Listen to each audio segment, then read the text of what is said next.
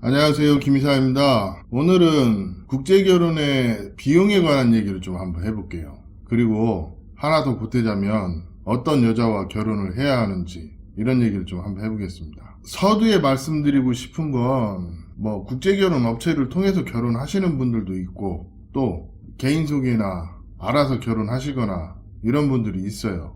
근데 저는 기본적으로 연애 결혼한다는 거를 배제하고 얘기를 할게요. 왜?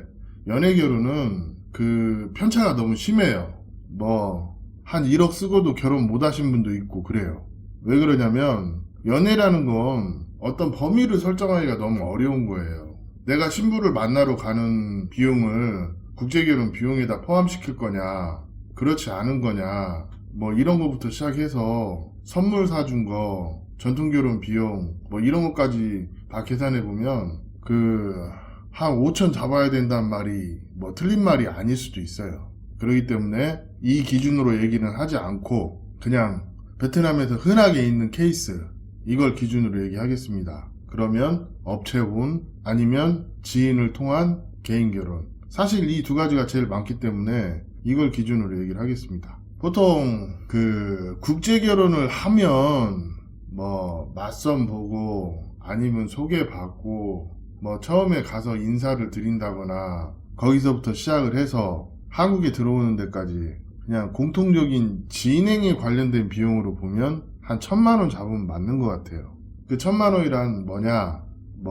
업체 같은 경우는 맞선을 보고 업체 비용을 치르고 이러겠죠? 그러고 개인 같은 경우에는 처갓집에 인사드리고 결혼 허락을 받고 거기서부터 통상적으로 한 1,000만 원 들어간다고 잡읍시다. 업체는 업체의 이윤이 있기 때문에 그 이윤을 제외한 그냥 공통적으로 들어가는 부분으로 한 1,000만 원으로 계산을 하고 얘기를 해볼게요. 그럼 전체 진행에 들어가는 비용이 한 1,000만 원으로 잡으면 이제 신랑하고 신부 사이에서 쓰는 돈들 이거는 또 한 1,000만 원으로 잡을게요. 왜냐면 그냥 평균을 잡아서 얘기하는 거예요. 신랑이 통상적으로 3번 정도 입국해요. 그러면 이걸 100만 원씩만 잡아도 300이에요. 그런데 현실은 한 500은 쓸 거란 말이에요. 그리고 전통결혼 비용, 예를 들어서 전통결혼 비용이 3,000달러다. 그럼 현재 기준으로 한 400만 원 정도 됩니다. 그런데 남부 같은 경우에는 한 5,000달러 들어갈 수도 있어요. 아니면 10,000달러? 그건 사람에 따라 좀 다르지만 그래도 미니멈으로 잡아서 한 4, 500 들어간다 칩시다. 그럼 이게 내가 베트남에 가고 결혼하는 데 들어가는 비용 이걸 합치면 1,000만 원 잡는 거예요. 그럼 벌써 2,000이죠. 그리고 신부 한국어 공부를 시킨다거나 아니면 용돈을 보내준다거나 선물을 사준다거나 처갓집에 어떤 냉장고, 세탁기 아니면 장인장모 용돈 이런 것들 한 500 잡읍시다. 그럼 2,500이죠. 개인도 대략 한 2,000에서 한 2,500선에서 해요.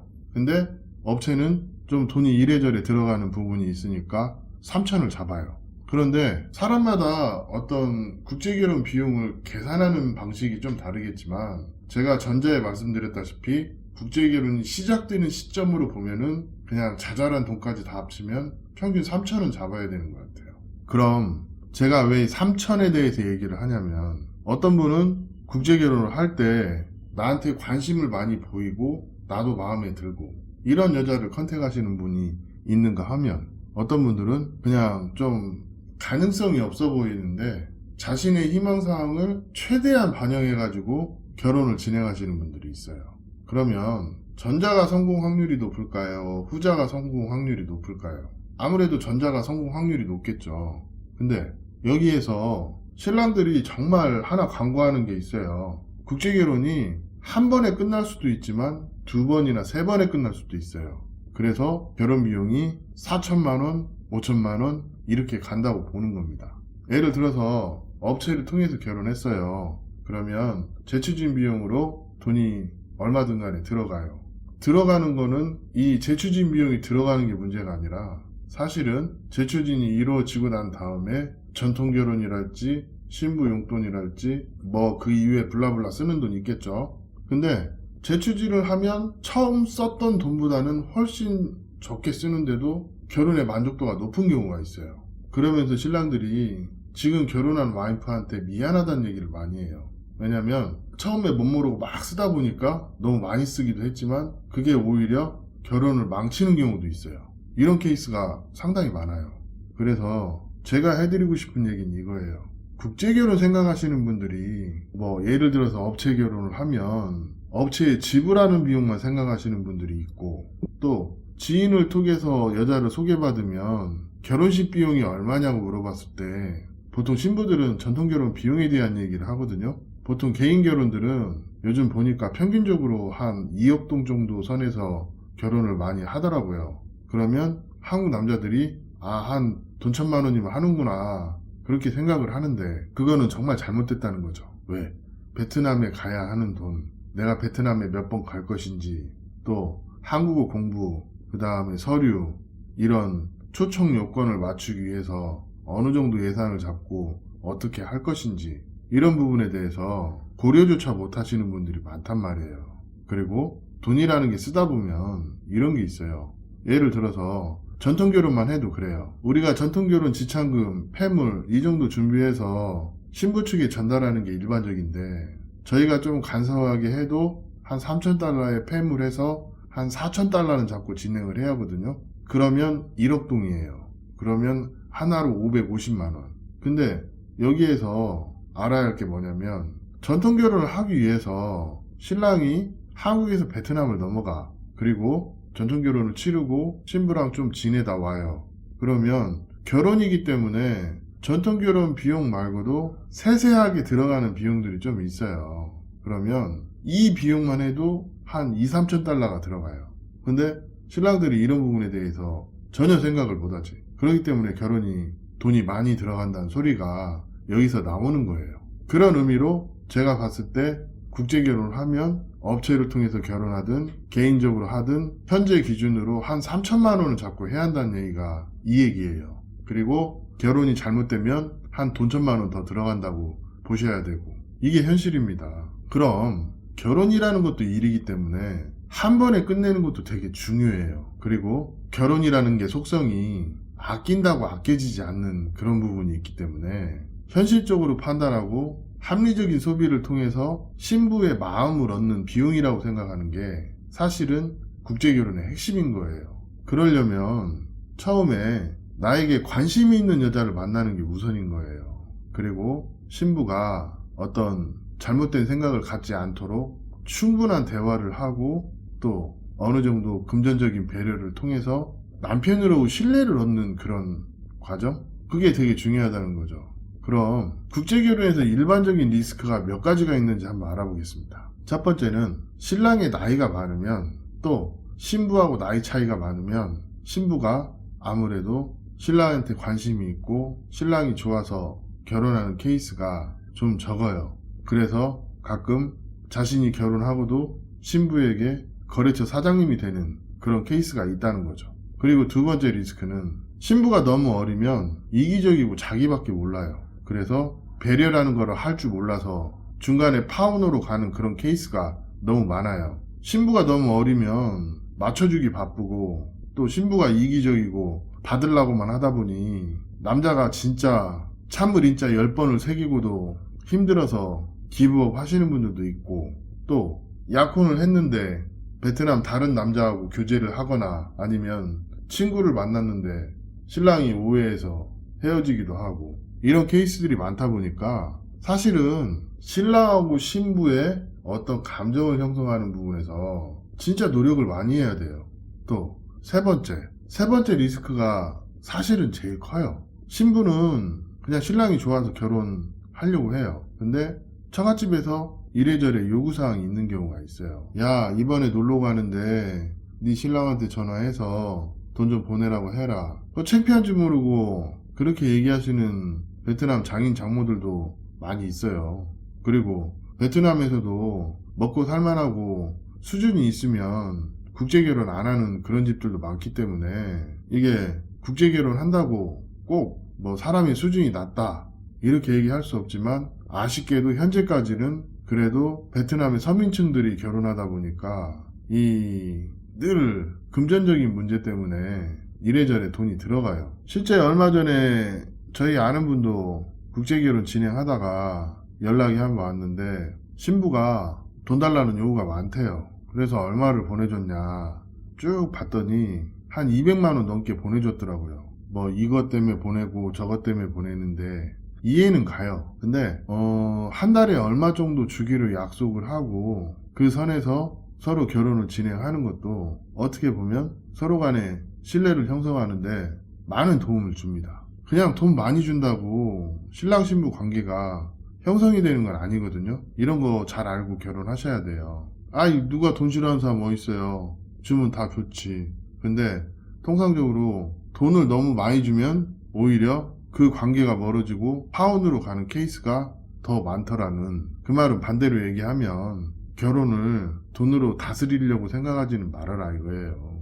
돈으로 다스린 사람들이 오히려 그렇게 결혼 실패하는 분도 많기 때문에 이런 얘기를 하는 거고, 제가 국제결혼 비용을 적어도 3천만 원 가지고 시작하라고 하는 그 이유는 뭐냐면, 사실은 내가 3천만 원을 갖고 시작을 해야 스트레스를 안 받고 또 불안한 마음이 없어요. 아, 이 정도 돈은 그냥 베트남에다 써야 하는 돈인가 보다 이렇게 생각하고 국제결혼 진행을 하라는 거죠.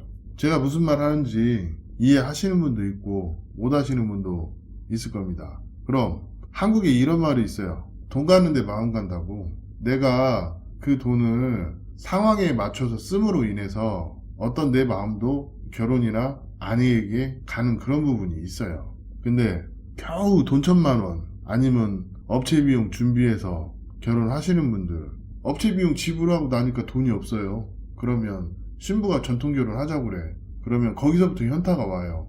뭐 대출을 받든 빌리든 아니면 부모님한테 돈을 얻어오든 여러 가지로 아쉬운 소리를 해서 돈을 만들어야 되시는 분들은 내 결혼이 이게 맞나 이런 생각을 한번 해보게 돼요. 본인 스스로 이 결혼에 대해서 브레이크를 걸고 시작을 한단 말이에요. 왜?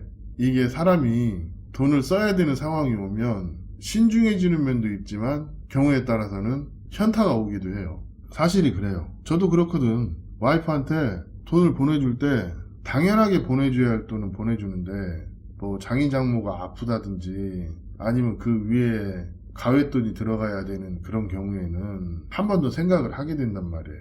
아깝기도 하고. 사람 마음이 그런 거예요. 그렇다 보니까 내가 돈이 쪼들리는 상태에서 국제결혼을 시작하면 아무래도 내 마음에 브레이크가 걸리게 되어 있습니다.